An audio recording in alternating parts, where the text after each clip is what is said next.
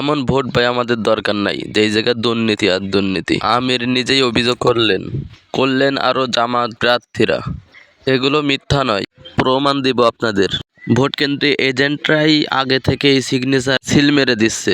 এদিকে আল্লামা মামুনুল হক সাহেবের অনেক ভোট কাটছাঁটি হয়েছে, তার প্রমাণ তার কাছে আছে।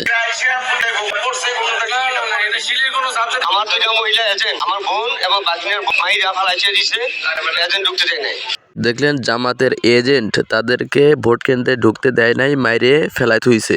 এখন প্রশ্ন হলো, জামাতের এজেন্টের ঢুকতে দেয়নি, মেরে ফেলায় থুইছে, এর কারণ কি, ষড়যন্ত্র কি? এই এজেন্টের বদলে কাদেরকে বসানো হয়েছে, কি চক্রান্ত, এইবার দেখুন প্রমাণ সহকারে। আপনি কার হয়ে কাজ করতেছেন? তার পক্ষ থেকে বাংলা নাই দেখে আপনাকে নিয়ে আসা হয়েছে। আপনি মূলত কোন প্রতীকের হয়ে প্রচারণা করছেন? আগে ছিলেন কোথায়? আপনি কোন প্রতীকের? আপনার প্রার্থীর নাম কি? মনে আসতেছে না। প্রার্থীর নাম জানেন না? প্রার্থীর নাম জানেন? আপনি কি বুঝতে পারতেছেন এখানে কি হয়েছে? আমি হইতেছে যে শাপলা চত্বর এর না ছিল। শাপলা চত্বরের বললেন যে না না সরি, এটা ভুল বলছি, আমি একটু কনফিউজ। জানতাম কিন্তু আমি দৌড়া দিয়ে ভুলে গেছি। কিভাবে আমাদের ওয়ার্ড থেকে আপনাদের এমপি প্রার্থীর নামই জানেন না? আপনি দিল ধানের শীষ প্রতীকের, আর ধানের শীষ প্রতীকের প্রার্থী আপনাকে লাঙ্গল প্রতীকের এজেন্ট হওয়ার জন্য